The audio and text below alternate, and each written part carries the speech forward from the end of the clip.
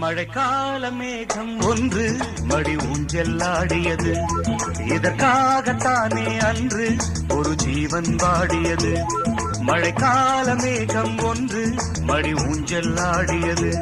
இதற்காகத்தானே அன்று ஒரு ஜீவன் வாடியது. இத்தனை காலம் சித்திர பெண்ணை பார்வை தேடியது.